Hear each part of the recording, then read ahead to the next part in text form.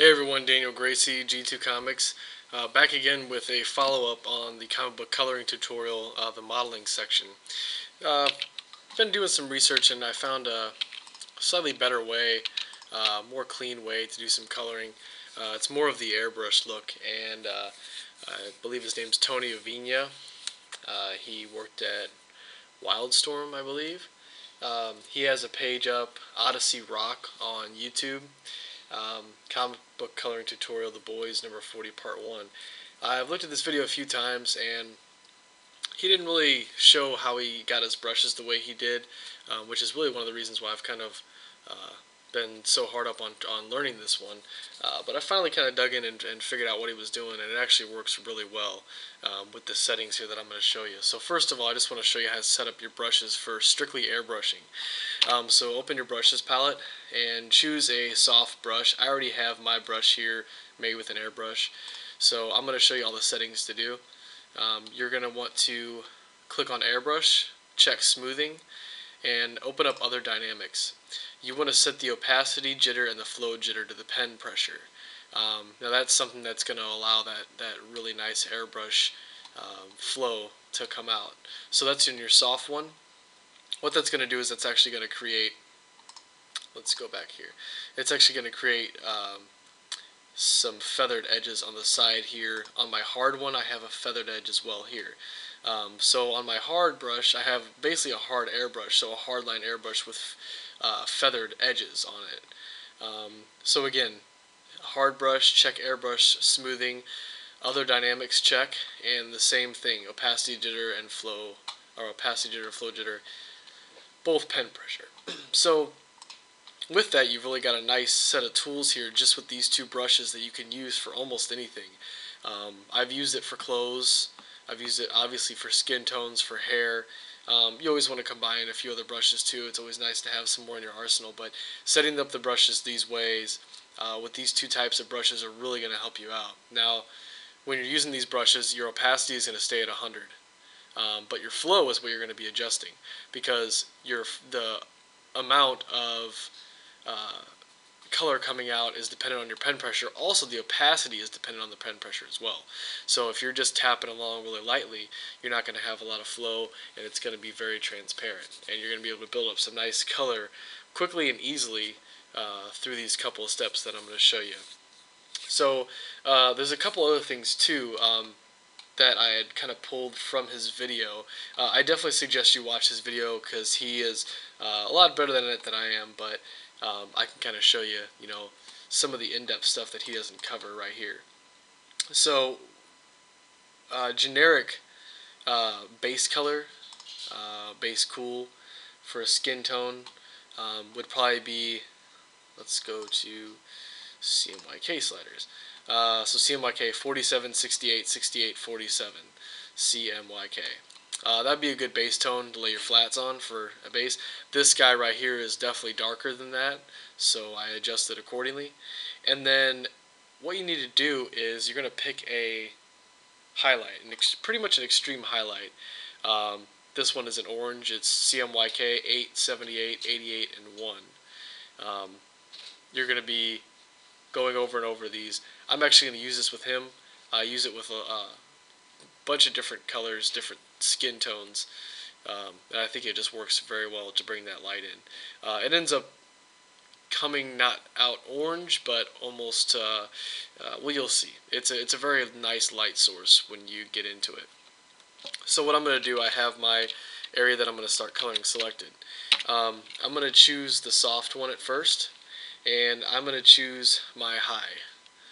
And I'm pretty much going to use this for the whole way around. So I'm going to go to set my brush mode to screen, and opacity is 100%, and flow is at 100%. I'm sorry, for this one I'm going to use my hard edge brush. So I want to at first do a line where I push hard and then fade out. Okay, well, a little bit less than that. Yeah, he's definitely a lot better than the beginning than I am. Okay, so you want to choose a color that looks right. This one looks okay, about right here, mid-tone. So I'm just going to back out of all that, Control-Z, Control-Z, Control-Z, Control-Z, and Control-Alt-Z to remove all of those. And I'm going to turn my brush mode back to normal. Now I don't pick that swatch again. You have that color because what you're doing is combining those two colors, your base tone and that high that you did, and you're getting kind of a mid buildup on it, so to speak, a mid color. And I save them, down here. You can save the other ones that you've picked so you can match up your skin tones and whatnot. But I like to just kind of start off picking each one out every time I do a different one. So I'm going to switch back to my soft, and what I'm going to do is start lightly laying color down at 100% still. So I'm going to start just lightly modeling these shapes out. I'm just going to use his arm for an example for you. I mean, you can already see how much you can do with this. I'm really lightly going over this, and I'm getting some really awesome transitions. I mean, you can just see, if you use a regular soft brush without the airbrush settings on, you're going to get a lot of muddiness. This removes all the muddiness. It just lets you tap away and just get that nice gradient color just sitting there. It's very airbrush, like I said. So it's really good to mess around with, and once you get used to it, it goes really quickly. So I don't want to build it up too much. I'm getting a little too light there. So I'm just going to go and kind of brush out these other shapes here.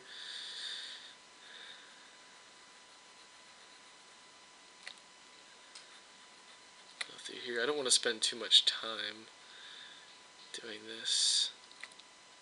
Remember, like I said, keep it at 100. I probably could have went a little bit darker because I'm feeling like I can't hardly press a lot, but I'm still getting this color in here how I want it. So, and this kind of stuff is something that you're just going to have to learn as time goes on, where to actually put these colors at and whatnot.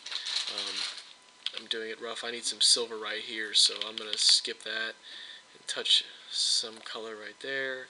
A little bit right here. Now don't leave any of your darks really dark. Well, we're gonna go over that again. So just model all these colors out, or all these shapes out, with this color that you've picked right here. Like I said, don't leave a harsh shadow. Put some color everywhere. You're gonna go back over later on and do your harsh shadows. So I think I'm getting somewhere with this. But it's looking really nice. I mean, you can just see how this is working out. Okay, so I'm going to just stop right there. I'm going to save this color because I got to come back and finish all this out. So, so now that I've got this all laid out and I've got my colors pretty much blocked, what I'm going to do is I'm going to go back to my high that I started off with, and I'm going to change my mode to screen, and then I'm going to change the flow to 30. Which you should just be able to hit 3, and I'm sorry, I'm going to go to 2. You want to start low with these, and now you're going to just start building up these shapes. You're building up the highs right now for these shapes. This one's going to be a little easier to play around with. Yeah, see, it just blends right in. You can barely just brush it right on top. It looks really nice. I go in and just brush. Yeah, I see a lot of people, and myself included, used to use. Sorry, I'm going to back up for a second. The reason why right here that my highlight is stopping is because I'm continuing to highlight into this other color later on. So it's stopping right here. It kind of looks awkward, but you will see from what I'm doing later on that I need to stop it there.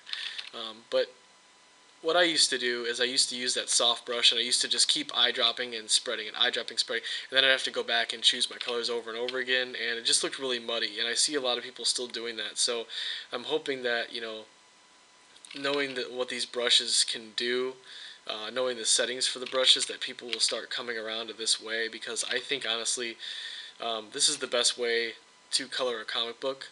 The cuts and grads method is great, as Tony explained in his video, but that's just basically for uniformity for colorists in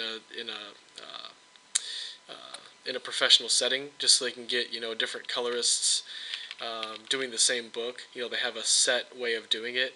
Not everybody will airbrush the same, so they use that. But I think that if you've got one or two guys working on a book, a smaller company, definitely definitely go with this because it just looks a lot better. So as you can see, I'm starting to lay these, you know, nice little highlights in. Then when I see that, you know, I've got that my tones are pretty much laid in correctly right here, um, what I'm then going to do is I'm going to amplify them a little more. I'm going to go down a little smaller, and I'm going to get into some more detail. And it's just all like it's just going to continue to gradiate towards that yellowish whitish shine, because you're on screen mode with this brush. So everything that's facing the light source, you know, you want to hit kind of hard with it. I mean, it depends on what look you're going for with your image. I'm doing some nice gleams off the muscles, so I'm going to hit some pretty good highs. Not too much, but some pretty decent ones. So you can see, like I keep saying, you know, how this is a really effective way to color. I'm pretty much going to stop right here. I hope this was explanatory enough. I'm going to back up here a little bit just to show you the full picture. I mean, like I said, this looks really, really good. I like this way of coloring.